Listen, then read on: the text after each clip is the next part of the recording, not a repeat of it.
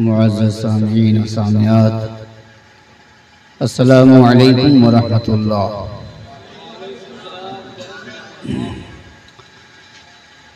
नहमदुहु व नुसल्ली अला रसूलिहिल करीम, अम्मा बअद, फ़अऊज़ु बिल्लाहि मिनश शैतानिर रजीम, बिस्मिल्लाहिर रहमानिर रहीम। बलिल्लाह फ़अबुद व कुन मिनश शाकिरीन।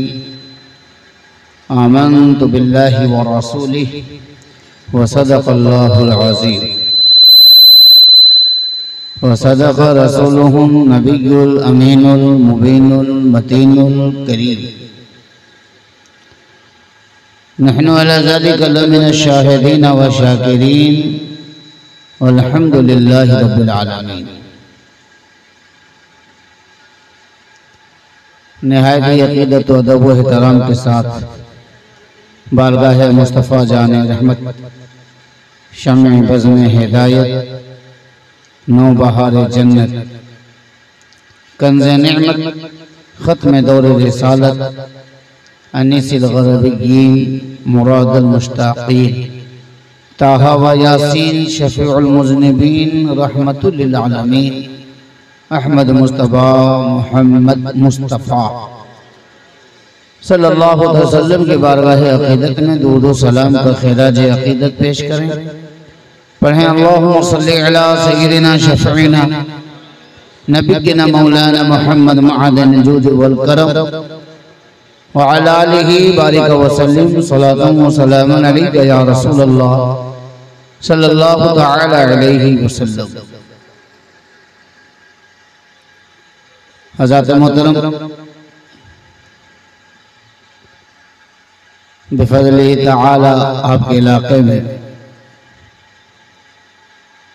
उलमाए किराम तशरीफ़ लाए हुए हैं।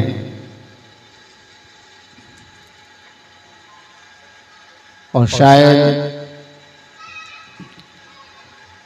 जैसी घनी आबादी लग रही है उस हिसाब से लोगों का अभी तक आना नहीं हुआ है। स्टेज पर बैठे बावक़ार उलमाए किराम सब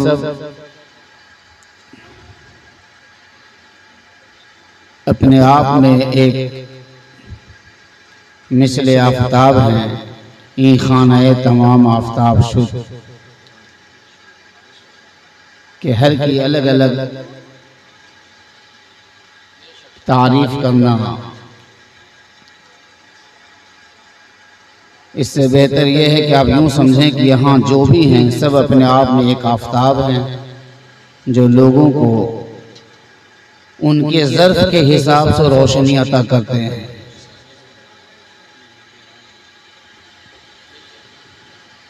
बंदे परवरदिगारम उम्मते अहमद नबी, बंदे परवरदिगारम उम्मते अहमद नबी, दोस्तदार चार यारम ताब औलादे अली, मज़हबे हनफिया दारम मिल्लते हज़रत खलील, खाक पाए गौसे आज़म ज़ेरे साया हर वली। हम अहले सुन्नत वल जमाअत का अक़ीदा ये है कि हम अल्लाह रब्बुल इज़्ज़त के बंदे हैं, मोहम्मद मुस्तफ़ा सल्लल्लाहु अलैहि वसल्लम की उम्मत में नबी सल्लल्लाहु अलैहि वसल्लम के चार दोस्त को हम दोस्त रखते हैं। साथ ये कि अली अल मुर्तज़ा के तमाम आलो औलाद से भी मोहब्बत रखते हैं। मज़हब हमारा हनफी है और मिल्लत हज़रत इब्राहीम खलीलुल्लाह गौसुल आज़म के खाके पा हैं और हर वली के ज़ेरे साया। ये मुख्तसर अहले सुन्नत वल जमाअत का अक़ीदा है कि इस अक़ीदे से राफ़िज़ियत भी निकल जाती है, खारिजियत भी निकल जाती है और नासिबियत भी निकल जाती है। इसलिए पहले पहल तो ये हम तमामी हजरात जो मुख्तसर से लोग हैं, ये गौर करना चाहिए कि हम तमामी हजरात को ईमान और अकायद की दुरुस्तगी के लिए हर मुमकिन कोशिश करनी चाहिए। वो ज़माना देखें कि एक एक मसला के लिए लोग दूर दराज का सफ़र तय करते थे और एक मसला पूछते थे फिर उस पर अमल करते थे। आज आपके इलाके में दर्जनों उलमाए कराम आकर बैठे हुए हैं, लेकिन आप अब तक गफलत की चादर ओढ़े हुए हैं, अपने अपने काम में मशगूल हैं। याद रखें, ये उलमाए कराम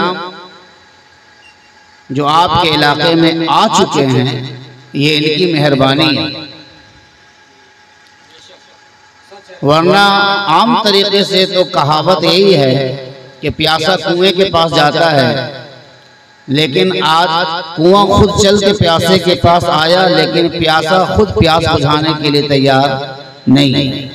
और ऐसा भी नहीं है कि आप प्यासे नहीं हैं, मुकम्मल प्यासे हैं, दीन की जर्रा बराबर मालूमात नहीं है।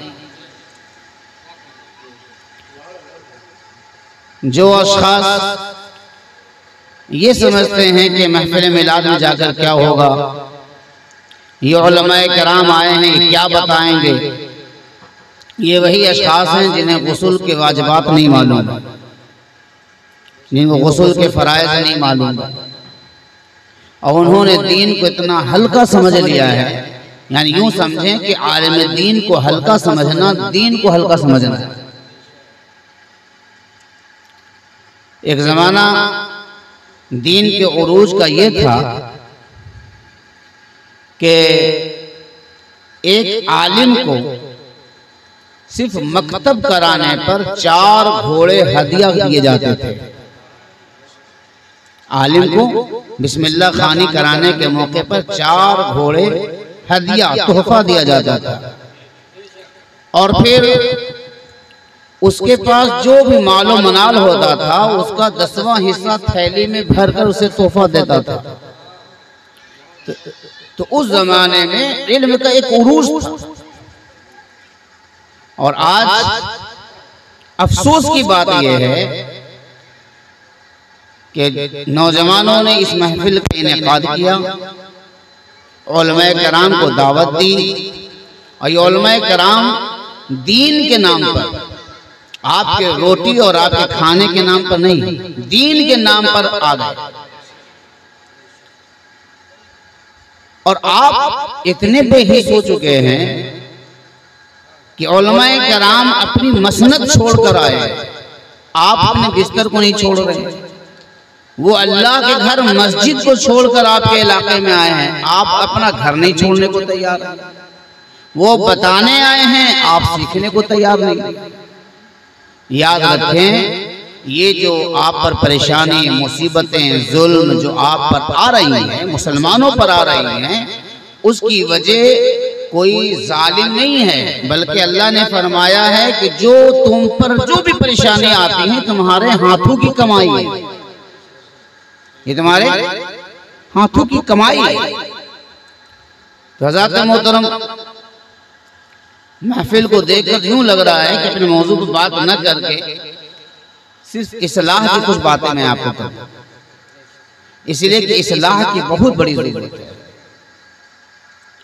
वो कौम बर्बाद हो जाती है जो कौम अपने मुक्तदा और पेशवा की अहमियत नहीं समझती।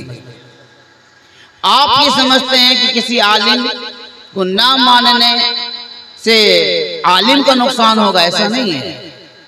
जो कौम अपने आलिम को, अपने पेशवा को, अपने मुक्तदा को, अपने इमाम अहमियत नहीं देती है, दुनिया उस कौम को अहमियत नहीं देती। इसलिए अगर आप चाहते हैं कि आप जिंदा रहें, आप दुनिया के नक्शे पर, आप जोग्राफिया में मौजूद रहें, तो उसके लिए जरूरी है कि आप अपने पेशवा और अपने उलमा, अपने अइम्मा की कद्र करें। आपकी कद्र अज खुद नहीं होने वाली है, आपकी कद्र आपकी जात से नहीं होने वाली है। आप अपने अइम्मा की कद्र करेंगे और अपने उलमा की कद्र करेंगे, तो उलमा की कद्र की वजह से फिर आपकी कद्र होगी। और उलमा के करीब जब होंगे तो आप लेने वाले नहीं होंगे, फिर इंशाअल्लाह आप देने वाले होंगे। आज आपको खुद अपना मसला मालूम नहीं, आपको ये भी नहीं मालूम है कि माए मुस्तामल क्या होता है, किस पानी से हम गुस्ल कर सकते हैं, किस पानी से गुस्ल नहीं कर सकते हैं। और अक्सर आज जो खास कर जो औसत दर्जे के लोग हैं, जो हम जैसे अपने घरों में रहते हैं, जिनके पास बड़ी बड़ी टंकियां नहीं हैं और नल से हम नहीं नहाते हैं, हम अक्सर बाल्टी से नहाते हैं या ड्रम पे पानी रखते हैं, और ड्रम में पानी रखने के बाद फिर हम उसे उसमें से निकालते हैं, और निकालने के बाद अपने सूखे हाथ को यहाँ तक जहाँ तक चाहते हैं वहां तक डाल देते हैं। आपका हाथ उस ड्रम में धुल जाता है और सारा ड्रम का पानी माए मुस्तामल हो जाता है, इस्तेमाल किया हो जाता है, और फिर उसी से आप वसूल करते हैं, फिर उसी से वुजू बनाते हैं। बाज़ किसी को तो गुस्ल की भी तरकीब नहीं मालूम है, वुजू क्यों करेंगे, इसलिए कि नमाज ही नहीं पढ़नी है, और जुमा की नमाज पढ़नी है तो जुमा के पानी का इंतजाम मस्जिद में है। कभी कम पड़ गया तो फिर वहाँ के इमाम और मुअज्जिन से भी सवाल कर लिया जाएगा कि पानी आपने इंतजाम क्यों नहीं किया। ये हालात हमारे जो हैं, हमने खुद अपने आप के अपने हालात को बिगाड़ रखा है। हमारे जिल्लत और रुसवाई की एक वजह यह भी है कि दुनिया का एक उसूल और कानून है कि वो उसे इज्जत देती है जिससे कुछ हासिल हो, और उससे इज्जत नहीं देती है जिससे कोई हासिल ना हो। अगर आपसे दुनिया का कोई फायदा है तो अगर आप कुछ तकलीफ भी देंगे तो दुनिया बर्दाश्त करेगी। मिसाल के तौर पर यूं समझें कि देखिए मक्खियां बहुत सारी आती हैं, मक्खियां गर्मी के मौसम में अभी मक्खियां कुछ उड़ रही हैं, घर में मक्खियां आ जाएं तो उसको हम खत्म करने के लिए स्प्रे लाते हैं, और स्प्रे से मक्खियों को खत्म कर देते हैं, मक्खियां मार देते हैं। मक्खियों मारने के लिए कुछ लाइटें भी आई हैं, लेकिन एक मक्खी ऐसी है जो डंक मार दे तो बुखार आ जाए। उस मक्खी को लोग पालते हैं, घर में अगर वो मक्खी लगा दे छत तो घोंसला, तो लोग खुश हो जाते हैं कि कुछ महीने के बाद यहाँ से हम शहद निकालेंगे। वो क्या है, शहद की मक्खी, वो डंक मारे तो बुखार आ जाए, और ये मक्खी अगर बैठे तो कोई तकलीफ नहीं, तो ये मक्खी कोई तकलीफ नहीं देती है, फिर भी मारने की प्लानिंग होती है, और वो मक्खी डंक मारती है फिर भी पालने की प्लानिंग होती है। इसको मारने की प्लानिंग इसलिए होती है कि इससे कोई फायदा हासिल नहीं होता है, और वो शहद की मक्खी को पालने की प्लानिंग इसलिए होती है, अगर जो मारती हो लेकिन वो उससे फायदा हासिल होता है, वो शहद देती है। जिस दिन आप दुनिया को देने वाले हो जाएंगे तो आप डंक भी मारेंगे तो दुनिया कबूल करेगी, और जिस दिन आप देने वाले नहीं हुए तो आप उसके पास जाकर आप उसको इस्तिराहत की तरह उसे आप लोरियां भी देंगे तो आपको जालिम समझकर आप पर वार किया जाएगा और आपको खत्म करने की कोशिश की जाएगी, इसलिए कि आप दुनिया को फायदा नहीं दे रहे। आप इल्मी मैदान में तो अल्हम्दुलिल्लाह इस्लाम जो जिंदा है वो हमारे और आपकी काविश की वजह से नहीं है, इस्लाम जिंदा अपनी हकानियत की वजह से। इस्लाम जो बढ़ रहा है, जो तेजी के साथ फैल रहा है, ये हमारे और आपके जुलूस और जलसे वजह नहीं है। ये हमारे जलसे जुलूस का मियार इतना गिर चुका है कि ये जलसे जुलूस इस्लाम को फैलाने के दूर की बात है, ये और नीचे की तरफ ला रहे हैं। इसीलिए कि जलसे जुलूस में हजरत अगर माफ करें तो हमारे अक्सर औकात एक दूसरे के तारुफात में निकल लग जाते हैं। एक मुकर्रिर आए और फिर उसके बाद देखा कि जिस तरफ पल्ला भारी है आधा घंटा उसी की तारीफात में मसले रहते हैं, और फिर उसके बाद मुंतजिमीन की तारीफात, और फिर उसके बाद जलसे की तारीफ के कुछ जुमले, और फिर उसके बाद जो है जिस तरह का फायदा हासिल हो उस तरीके की बातें कहकर आदमी वक्त गुजार देते हैं। तो हमारे जलसे का मियार गिरता जा रहा है। इस्लाम जो बढ़ रहा है वो अपनी हक्कानियत की बुनियाद पर, चूंकि हम कमजोर हैं ये बात तो सही है, लेकिन हमारे पास दलील हुज्जत जो है वो मजबूत है। यानी हम इल्मी और माशी और कलमी और तमद्दुनी और माशरती एतबार से हम कमजोर तो हो चुके हैं, लेकिन जो हमारे लिए दलील है, जो कुरान है, वो बहुत मजबूत है।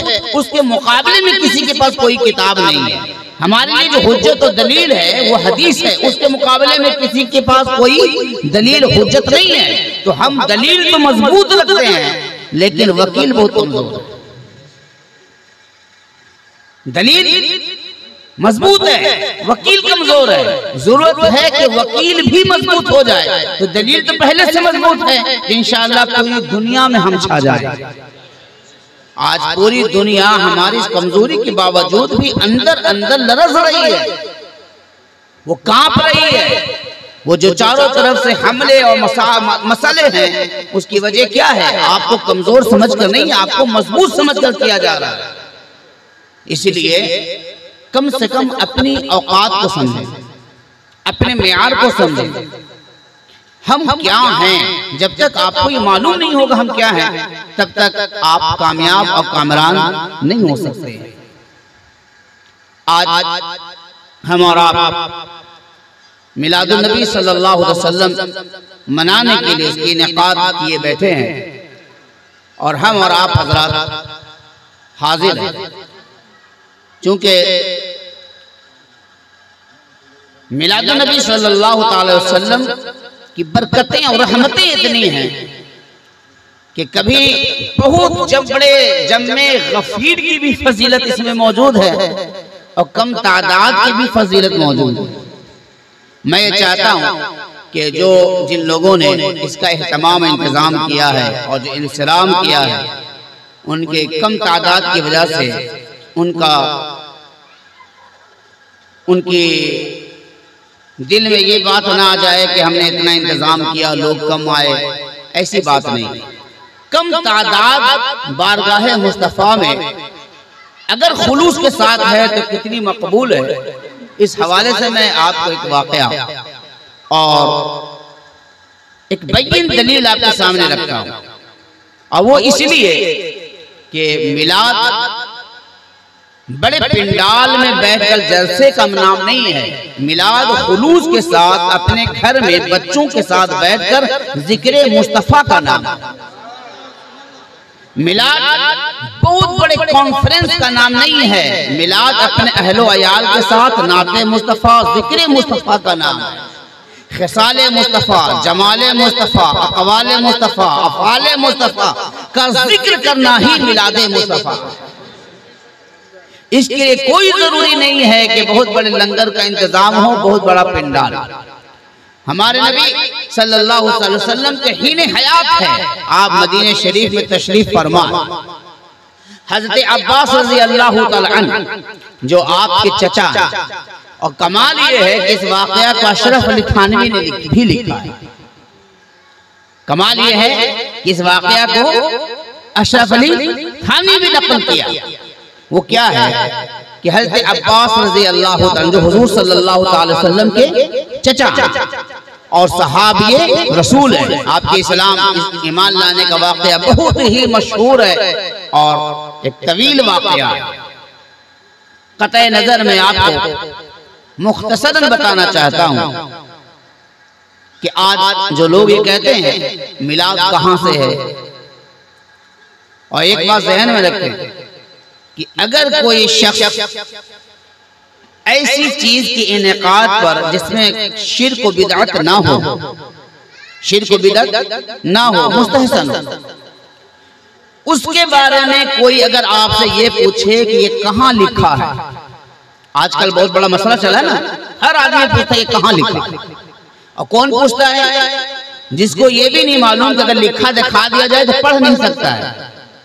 लिखा दिखा दिया जाए तो पढ़ नहीं सकता है। अगर पढ़ के सुना दिया जाए तो समझ नहीं सकता है। वो ये पूछता है कहाँ लिखा। दीन के मामले में अगर शिर्क व बिदअत नहीं है और कोई भी मुस्तहसन काम है, अगर कोई ये पूछे कि कहाँ लिखा है, तो ये पूछना ही निफाक की निशानी है। ये पूछना ही कहाँ लिखा है, ये पूछना क्या है? मुनाफिक की निशानी।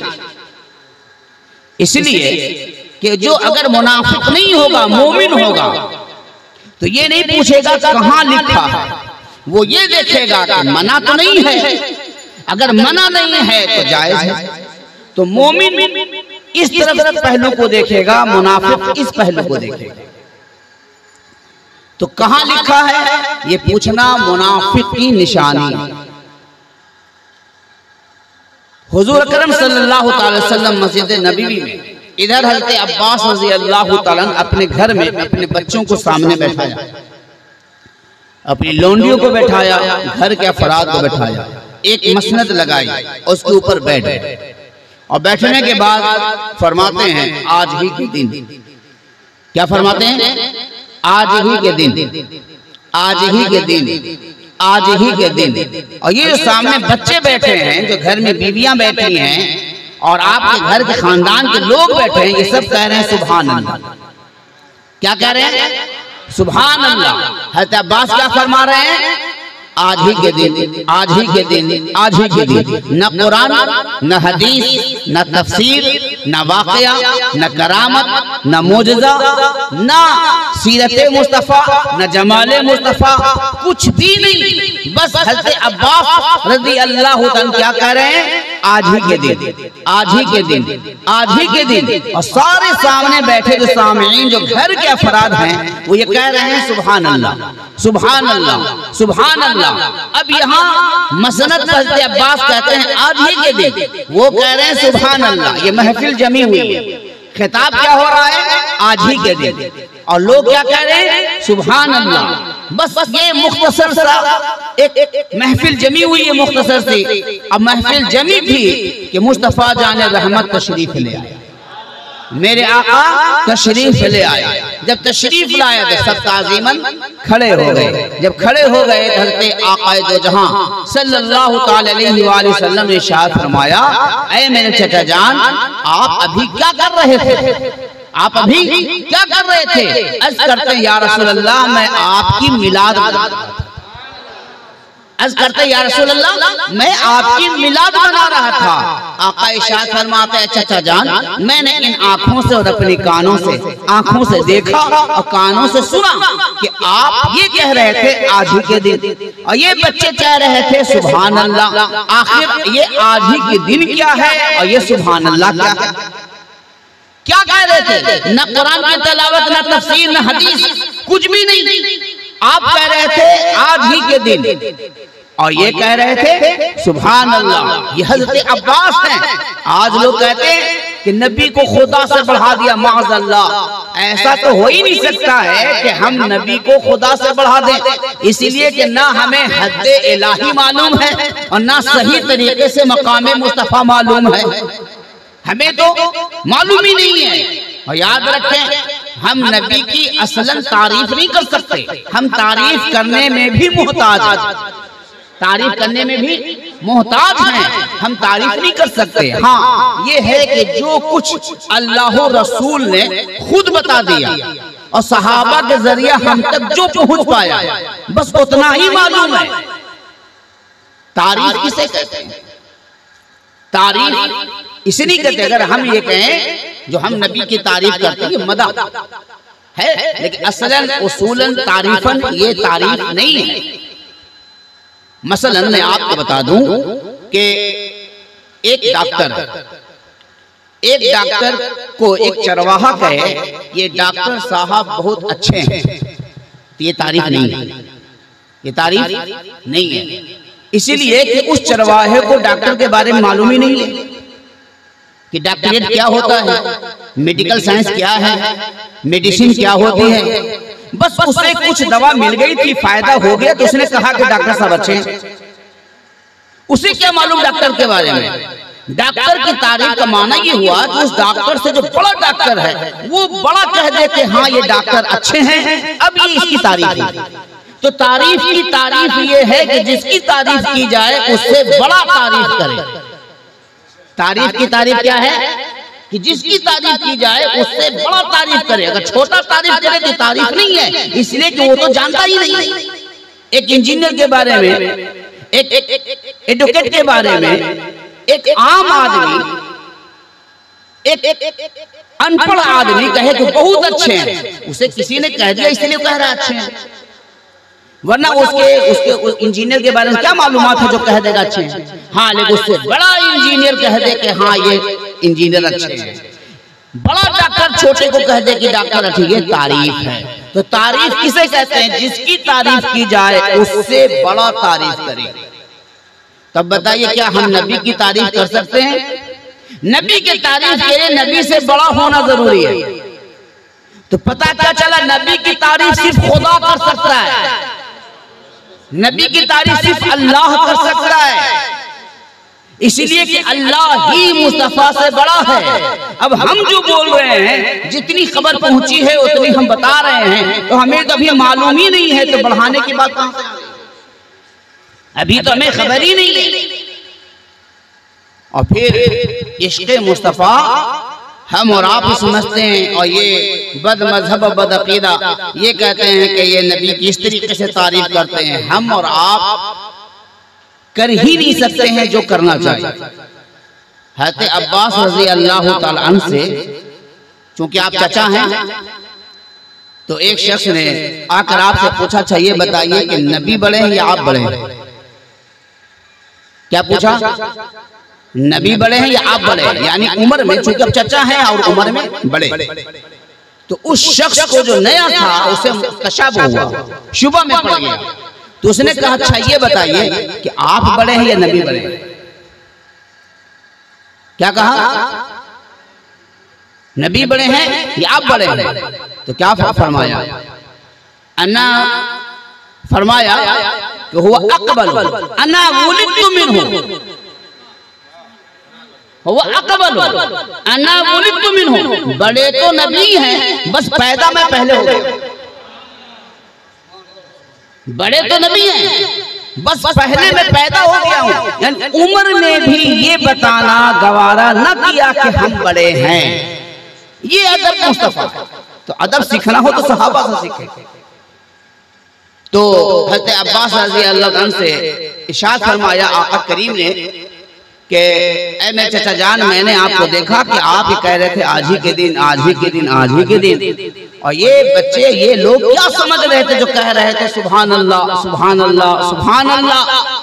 तो अर्ज करते हैं या रसूल अल्लाह, मैं आपकी मिलाद मना रहा था। कहा ये क्या कह रहे थे? कहा या रसूल अल्लाह आज पीर का दिन है, या रसूल अल्लाह आज पीर का दिन है, और हर दिन हम अपने बच्चों को बैठाकर सिर्फ ये कहते हैं आज ही के दिन, आज ही के दिन, यानी पीर ही के दिन, पीर ही के दिन। और मेरे बच्चे समझ जाते हैं कि पीर ही के दिन मेरे नबी पैदा हुए हैं, वो सुभान अल्लाह कहते हैं। और मैं ये कहता हूँ पीर ही के दिन, आज ही के दिन, आज ही के दिन, यानी पीर ही के दिन। और मेरे घर वाले जानते हैं, कहते हैं सुभान अल्लाह, मेरे नबी इतने खुश हुए, इतना खुश हुए, कहते हैं चचा जान आप पर जन्नत वाजिब हो गई, आप पर जन्नत वाजिब हो गई। अब बताइए हज़रत अब्बास रज़ी अल्लाह तआला मर्तबे सहाबियत की वजह से वो पहले से जन्नती है, वो तो जन्नती पहले से है। लेकिन अब हुजूर का ये फरमाना कह चाचा जान आप पर जन्नत वाजिब हो गई। यहाँ जो जन्नत का वजूब मेरे नबी इरशाद फरमा रहे हैं, बशारत दे रहे हैं, इसकी बशारत में जरिया नमाज नहीं है, रोजा नहीं है, हज नहीं है, ज़कात नहीं है, यहाँ वजह मिलादे मुस्तफ़ा है। पता क्या चला, मेरे नबी मिलाद मनाने वाले के लिए कहते हैं तुम पर जन्नत वाजिब।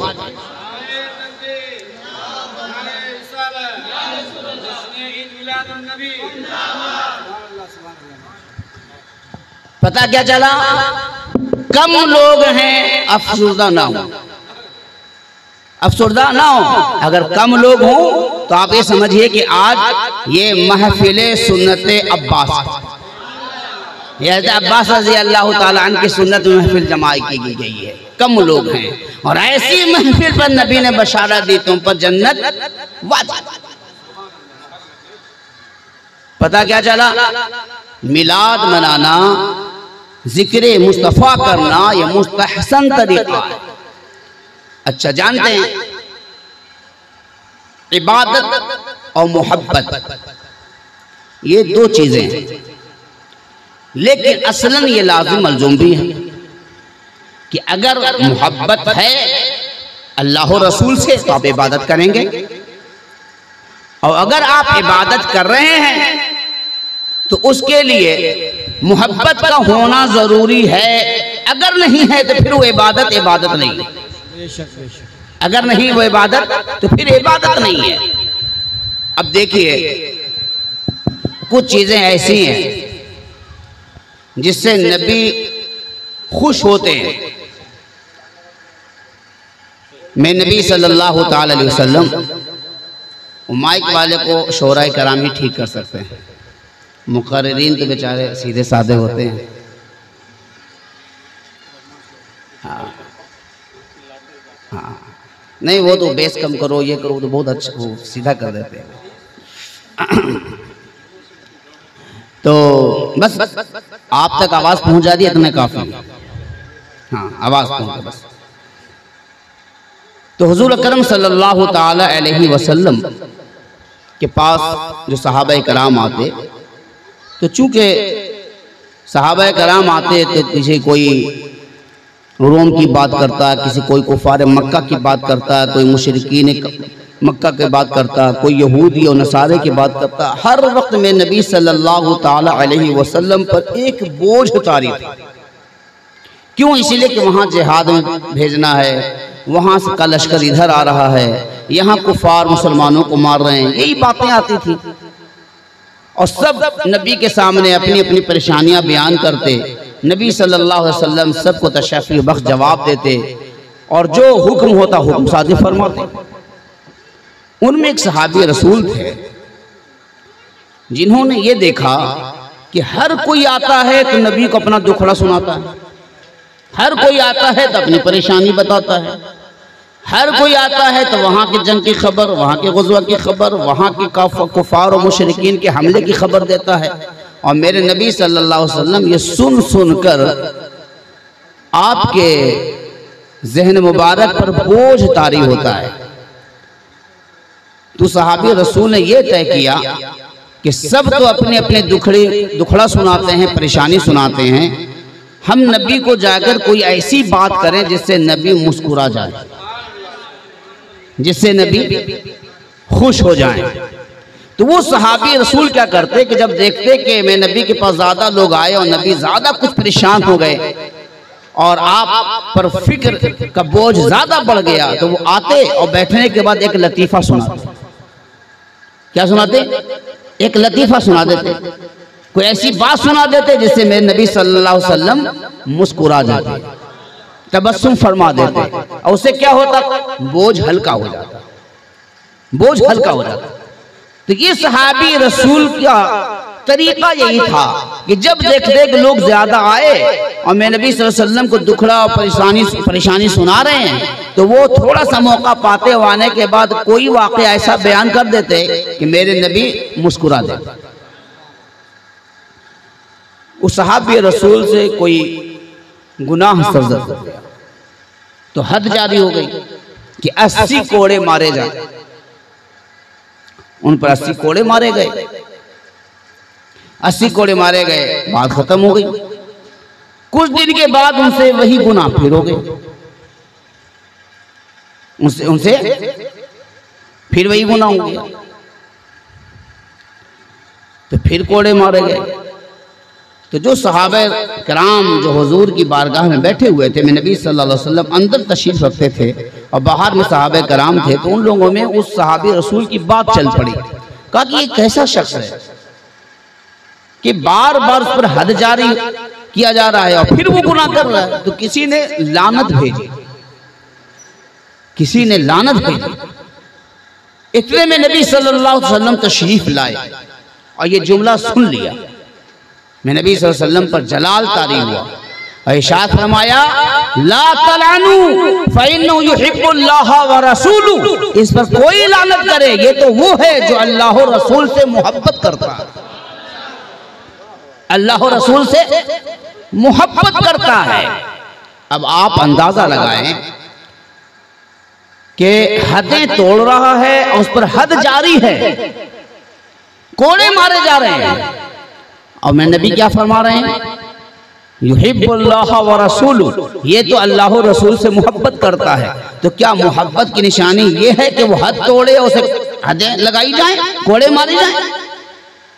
वहां तो वो हदें तोड़ रहा है, कोड़े मारे जा रहे हैं, और फिर भी नबी कह रहे हैं इन्नल्लाह युहिब्बुल्लाह व रसूलुहु, ये तो अल्लाह और रसूल से मोहब्बत करता है। जानते हैं बुखारी और मुस्लिम और अस्क़लानी जितने भी मुहद्दिसीन हैं, इन्होंने सब एक वजह निकाली है, इसके अलावा कोई वजह नहीं निकली, कि जो अल्लाह के रसूल ने फरमाया कि अल्लाह और रसूल से मोहब्बत करता है, हदें तोड़ी, कोड़े मारे जा रहे हैं, उसके बाद में नबी का ये कहना अल्लाह ताला नु लानत न करो फ़इन्नहु युहिब्बुल्लाह व रसूलुहु, उसकी सिर्फ वजह ये था कि इसकी वजह ये थी कि जब हम परेशान होते थे तो ये मुझे खुश कर देता था। ये खुश करना ही अल्लाह और रसूल से मोहब्बत के ज़मीन है।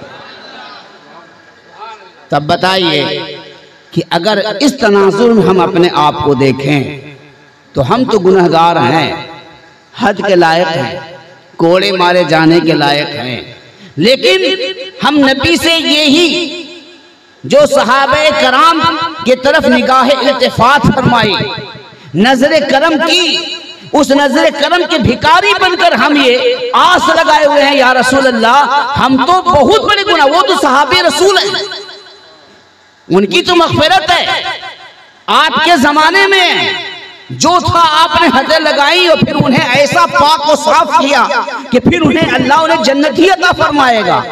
तो हम तो गुनहगार हैं, सरापा गुनहगार हैं, लेकिन या रसूल अल्लाह ये जो मिलाद की महफिल हम कायम करते हैं हम आपको खुश करने के लिए करते हैं। अगर उस सहाबे रसूल को खुश करने की वजह से आपने कहा ला तलानु, इस पर लानत न किया जाए, ये अल्लाह और रसूल से मोहब्बत करता है, उम्मीद कवी है मेरे नबी अकरम सल्लल्लाहु अलैहि वसल्लम, चूंकि आप रऊफुर रहीम भी हैं, आप करीम भी हैं, आप रहीम भी हैं और रहमतुल लिल आलमीन भी हैं, तो हम तो यही आस लगाए बैठे हैं कि हम तो गुनहगार बहुत हैं, लेकिन मिलादे मुस्तफ़ा हम इसीलिए करते थे कि मेरे नबी खुश हो जाएं, और खुश होने की वजह से मेरे नबी ने मोहब्बत का ऐलान फरमाया है। अगर यही ऐलान मैदान महशर में नबी ने कर दिया कि मेरे रब ये गुनहगार हैं, बदकार हैं, सियाहकार हैं, खताकार हैं, ये हद के लायक हैं, कोड़े के लायक हैं, अजाब के लायक हैं, लेकिन मुझे खुश करने के लिए मिलादे मुस्तफ़ा कायम करते थे, मुमकिन है कि ही मिलादे मुस्तफ़ा हमारे लिए जरिए निजात बन जाए। इसलिए महफिलों का इनेकाद करें, अपने घर में भी इनेकाद करें।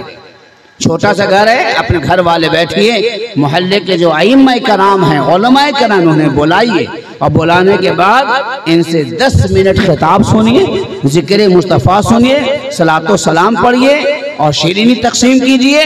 यकीन जानिए ये छोटा सा मुख्तसर सा ये आपका जलसा ये बहुत बड़े जलसे से भी कामयाब हो सकता है। इसे अक्सर बड़े जलसों में नामो नमूद का मसला रहता है, और घर में जब आप बंद करेंगे तो सिर्फ खुलूस है, यहाँ नमूद का मसला नहीं रहेगा, खुलूस रहेगा। हमारे नबी सल्लल्लाहु अलैहि वसल्लम का मिलाद, बाज़ लोग ये कहते हैं कि नबी मक्का में पैदा हुए तो मक्का वाले ने मिलाद क्यों नहीं मनाया, ऐसा सवाल लोगों से करते हैं। और देखिए उनकी ज़हानत का आलम कि ये पूरा सवाल ठेले वाले से करते हैं, रोड पे चलते फिरते आम आदमी से करते हैं, उलमा से नहीं करते। कोई सवाल अगर दीन का मसला है तो आप उलमा से करें। कहते मक्का में नबी पैदा हुए तो मक्का में जब सच में जिस दिन पैदा हुए, जिस दिन हुजूर पैदा हुए तो मक्का के लोगों ने तो मिलाद नहीं बनाया। जानते हैं मक्का के लोगों ने मिलाद क्यों नहीं मनाया? इसलिए नहीं मनाया कि वो अबू जहल वहां रहता था, उतबा रहता था, शैबा रहता था, अबू लहब रहता था। क्या तुम वैसे ही हो? मक्का में जैसे लोग थे वैसे लोग से तो ये तवक्को नहीं की जा सकती को मिलादे मुस्तफ़ा मनाए। अगर आप भी वैसे हैं तो फिर हम भी आपसे तवक्को नहीं करते, इसलिए कि उस वक्त कुफारे मक्का मुशरिकीन मक्का थे, तो वो मिलादे मुस्तफ़ा क्यों मनाते? हम हैं मदीने वाले कि जब नबी मदीना गए तो फिर मदीने वालों ने मिलाद मनाया। जब मेरे नबी मदीना गए तो तलअल बद्रु अलैना के नगमे गुनगुनाए। तो हम जिन मुसलमानों ने आमद मुस्तफा पर मुसलमानों ने जो काम किया हम वो काम करेंगे, ना कि वो काम करें जो काफिरों ने किया। तो हम काफिरों की तकलीद नहीं करते हैं, हम ईमान वालों की तकलीद करते हैं। और मिलाद तो हजरत हलीमा सादिया ने जो मनाया, हलीमा सादिया सबसे पहले हुजूर अकरम सल्लल्लाहु अलैहि वसल्लम जब पैदा हुए, दुनिया में तशरीफ लाए, तो सबसे पहले गोद में लेने वाली हजरत शिफा रजी अल्लाह तआला अन्हा, सबसे पहले दूध पिलाने वाली हजरत सुफिया रजी अल्लाह तआला अन्हा, फिर हजरत हलीमा सादिया है। हलीमा सादिया जब घर लेकर गई तो जब मेरे नबी तशरीफ हुए मक्का में, जब पैदा हो रहे थे तो क्या हुआ, मेरे नबी इधर पैदा हो रहे हैं और मक्का की एक वादी है, मक्का की एक वादी है, उस वादी एक देहाती इलाके में अबू आमिर नामी एक शख्स, क्या नाम है, अबू आमिर। अबू आमिर अपने देहाती इलाके में घर के बाहर अपने बच्चों को लेकर तिहाई रात के करीब बाहर बैठे हुए हैं, तिहाई रात के करीब बैठे हुए हैं। तो क्या देखा यकायक कि चांद बिल्कुल जमीन के करीब हो रहा है, सितारे नीचे चले आ रहे हैं, दरख्त झुका जा रहा है, पत्थर भी एक जानिब झुके जा रहे हैं। जब ये कैफियत देखी तो उसने अपने पलट कर अपने बुत को देखा, जिस बुत को पूजता था, तो देखा कि बुत भी औंधा पड़ा हुआ है, बुत भी औंधा पड़ा हुआ है। तो बड़ा परेशान हुआ। एक आवाज आई, एक आवाज आई। जब इसने दिल में सोचा कि आखिर ये क्या हो रहा है, ये जमीनों आसमान अनवारों अनवार से मुरक्का हो चुके, ये चांद बिल्कुल करीब आ रहा है, सितारे गोया गिरे जा रहे हैं, शजरो हजर झुके जा रहे हैं, मामला क्या है।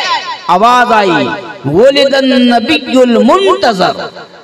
ऐ आमिर, तुझे हैरत क्यों होती है, दुनिया जिसका इंतजार करती थी वो नबी पैदा हो गए,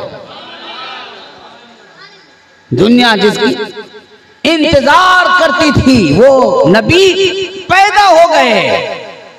अबू आमिर ने सोचा कि जब नबी पैदा हुए कि झुके क्यों जा रहे हैं, ये बुत मेरा झुका क्यों जा रहा है, दरख्त शजर और हजर क्यों झुके जा रहे हैं। तो आला हजरत ने इसकी निशानदी कही, किसकी आमद थी कि बैतुल्लाह मुजरे को झुका, तेरी हैबत थी कि हर बुत थर थरा कर गिर गया। मेरे नबी की आमद की हैबत ये थी कि हर बुत थर थरा कर गिर गया। जब अपने बुत को भी थरथरा कर गिरते देखा तो हैरत पड़ा। आवाज आई, वलदन नबियुल मुंतजर, जिसका इंतजार था नबी पैदा हो गए। जब पैदा हो गए तो इसका हैरत इस्तेजाब और बढ़ा कि नबी पैदा हो गए तो आखिर ये क्यों हो रहा है, इसके पहले भी तो पैदा हुए थे, हज़रत मूसा व ईसा भी पैदा हुए, नूह भी पैदा हुए, इब्राहिम खलील भी पैदा हुए, लेकिन मैंने किसी किताब में ये नहीं देखा कि नबी पैदा होते हैं तो ऐसा होता है, शजर व हजर झुक जाते हैं। जब हैरत बढ़ी तो आवाज आई, क्या आवाज आई, कहा ऐ आमिर, परेशान होने की जरूरत नहीं है, जो नबी पैदा हुए हैं उनका हाल ये है कि अल्लज़ी युखातिबुहु शजर वल हजर, ये नबी वो नबी पैदा हुए हैं कि तू इस पर परेशान है कि बुत औंधे पड़े हैं। ये वो नबी हैं युखातिबु शजर वल हजर, ये नबी वो हैं जिनसे दरख्त भी बात करेंगे, पत्थर भी बात करेंगे, दरख्त भी बात करेंगे, पत्थर भी बात करेंगे, शजर व हजर इनसे कलाम करेंगे। अबू आमिर और हैरत बढ़ी कि आखिरी आने वाला कैसा नबी आ रहा है। तो आवाज आई, इतना ही नहीं, वसायुन शक्क़ु लहुल क़मर, ये नबी वो हैं कि इशारा कर दें तो आसमान पर तैरने वाला चांद भी शक हो जाएगा, शक हो जाएगा, दो टुकड़े में बट जाएगा। अबू आमिर ने जब ये सुना तो हैरत बढ़ी, तो उसकी बीवी ने कहा कि अबू आमिर जब आवाज देने वाला आवाज दे रहा है तो पूछते क्यों नहीं इनका नाम क्या होगा, इनका नाम क्या होगा। अबू आमिर ने कहा कि अच्छा है आवाज देने वाले, निदा देने वाले, बता आखिर इनका नाम क्या है। इस्मुहु मोहम्मद, का इनका नाम मोहम्मद है और ये मक्का में पैदा होंगे। कहां पैदा होंगे? मक्का में पैदा होंगे। अब अबू आमिर ने कहा ऐ बीवी, ऐ बच्चे, ऐ बेटी, अब घर के अंदर नहीं चलेंगे बल्कि यहीं से मक्का चलेंगे। मालूम हो गया है कि नबी पैदा हो गए, मक्का में पैदा हुए, नाम मोहम्मद है, एड्रेस पता चल गया है, नाम पता चल गया है। अब हम घर के अंदर नहीं बल्कि बाहर ही बाहर मक्का जाएंगे। अबू आमिर की एक बेटी अपाहज थी, अबू आमिर की बेटी अपाहज थी। हज़रत अल्लामा ज़रक़ानी ने इस वाक़े को हज़रत बहुत तफसील के साथ लिखा है, अल्लामा ज़रक़ानी ने इसको लिखा है। तो कहते हैं कि बेटी जो अपाहज थी उसने कहा बाप अगर तू जा रहा है तो मैं क्या करूं, मैं तो चल नहीं सकती, मेरे पैर खराब है, मैं अपाहज हूं। तो मां ने कहा है बेटी जिसकी आमद की वजह से जमीनों आसमान नूर से मुरक्का बन गया तो उसी नूर के सदक़े में अपनी तंदुरुस्ती मांग ले। जिसके आने से शजर हजर झुक रहे हैं तो क्या तेरा पैर ठीक नहीं हो सकता है? चूंकि ईमान वाली तो न थी तो उसने कहा ऐ निदा देने वाले, जिसके नूर से दुनिया को मुरक्का कर दिया उस नूर के सदक़े में मुझे शिफा दे दे। इतना कहना था कि उसे ऐसी शिफा मिली कि खड़ी हो गई, गोया कि वो अपाहज थी ही नहीं। जिनके तलवों का धोवन है आबे हयात है वो जाने मसीहा हमारा नबी। अभी नबी मक्का में पैदा हुए, नबी मक्का में पैदा हुए हैं, नूर के सदक़े वसीले से दुआएं मांगी जा रही हैं। अल्लाह शिफा अता फरमा रहा है, अल्लाह शिफा अता फरमा रहा है। नबी के नाम पर हिजरत करने वाले सबसे पहले अबू आमिर, नबी के नाम पर जियारत के लिए हिजरत करने वाले अबू आमिर चले। अबू आमिर का सफर शुरू हुआ, बेटी बेटा खानदान के साथ चले, मक्का पहुंचे। मक्का जाकर पूछा कई लोगों बताओ क्या यहाँ कोई लड़का पैदा हुआ है? कहा लड़के तो बहुत पैदा हुए। कहा नहीं, मैं उस लड़के की बात कर रहा हूं जिसका नाम मोहम्मद है सल्लल्लाहु अलैहि वसल्लम। तो जो कुफार मक्का परेशानी के आलम में बैतुल्लाह के तरफ झुक रहे थे, गिर्द घूम रहे थे, इसलिए कि मुशरिकीन मक्का कुफार मक्का को तो परेशानी थी, इसलिए कि उन्होंने अपनी आंखों से देखा था कि जिस लात व उज़्ज़ा को हम अपने सर पे बैठाते थे वो लात व उज़्ज़ा अब्दुल मुत्तलिब के घर के तरफ झुक रहा है, अब्दुल मुत्तलिब के घर के तरफ झुक रहा है। परेशानी तो थी कि आखिर आने वाला कौन आ रहा है, जिसको हम माबूद बनाए बैठे हैं वो खुद झुका चला जा रहा है। कहा बताओ मोहम्मद किस घर में पैदा हुए हैं? कहा तुम्हें कैसे मालूम कि इस घर में, इस इलाके मक्का में मोहम्मद पैदा हुए हैं? कहा कि हमें निदा देने वालों ने निदा दिया है। कहा वो अब्दुल मुत्तलिब का घर है। अबू आमिर सीधे अब्दुल मुत्तलिब के घर गए। अब्दुल मुत्तलिब के घर जाने के बाद दरवाजा पे दस्तक दी। कहा अब्दुल मुत्तलिब मैं देहाती इलाके से आया हूं, मुझे खबर दी गई है, मुझे किसी फर्द ने खबर नहीं दी। मैंने अपने आंखों से चांद को उतरते देखा है, मैंने अपने आंखों से सितारों को नीचे उतरते देखा है, मैंने अपनी आंखों से शजर हजर को झुकते देखा है, ये बुत को मैंने इस मक्का की तरफ झुकते देखा है। अब्दुल मुत्तलिब जो बच्चा पैदा हुआ है, नौमौलूद पैदा हुआ है, अपने मोहम्मद की मुझे जियारत करा दो। अब्दुल मुत्तलिब ने कहा तुम्हें कैसे पता कि मैंने अपने पोते का नाम मोहम्मद रखा है? कहा कि मुझे खबर देने वाले ने खबर दे दिया है कि इनका नाम मोहम्मद है। वो कहते हैं कि मैं जल्दी बाहर नहीं लाता, जब से मोहम्मद पैदा हुए हैं जब मैं लेकर आता हूं लोग काम अपने काज को छोड़कर मोहम्मद को देखने लगते हैं। मेरे दरवाजे पर भीड़ लग जाती है। जो एक बार देखता है दोबारा यहां से नहीं जाता, बल्कि ये चाहता है कि हम देखते ही रहे। अर्ज करते हैं मैं देहाती इलाके से आया हूं, मुझे एक बार दिखा दे। फिर अब्दुल मुत्तलिब गए।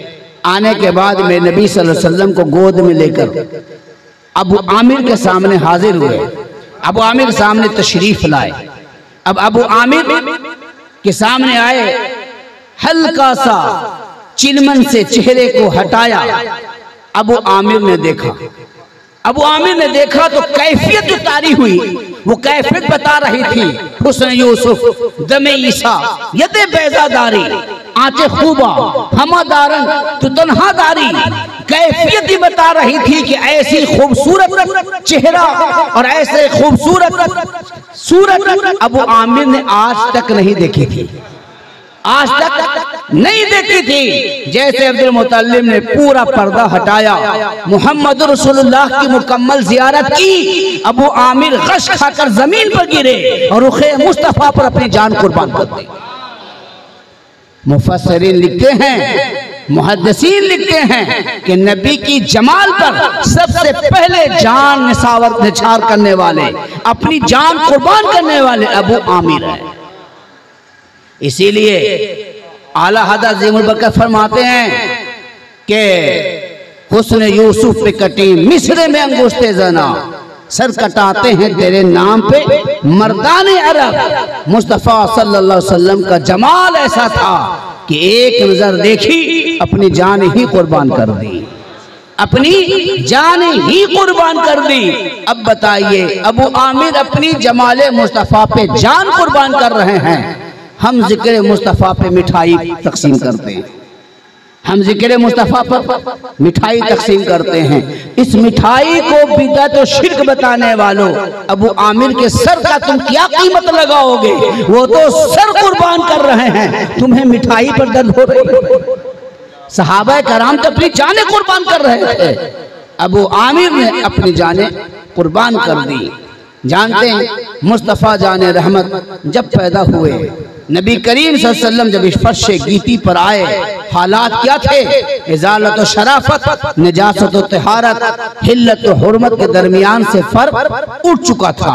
इज्जत व पाकदामनी, हया व बुर्दबारी, पारसाई व परहेज़गारी के दामन को पर्दा दरी, आबरू रेजी, इंतकाम बाजी, चालसाजी, फरेबकारी, मक्कारी और अय्यारी का सयाह धब्बा लग चुका था।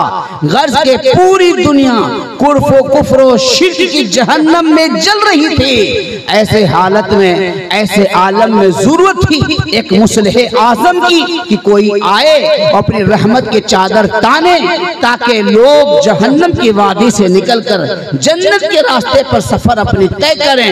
तब नबी अकरम सल्लल्लाहु अलैहि वसल्लम की सूरत में रब तबारक व तआला ने एहसान जताते हुए इरशाद फरमाया, ऐ लोगों, अब हम तुम पर इस बात पर एहसान जताते हैं कि हमने अब तक रसूल भेजा था, अब हम महबूब भेज रहे हैं। ये वो महबूब है जो गुनहगारों की शफाअत कराकर जन्नत में ले जाएगा। ये मेरा रसूल भी है, ये मेरा महबूब भी है। सुबह तैबा में हुई बढ़ता है बाड़ा नूर का, सदका लेने नूर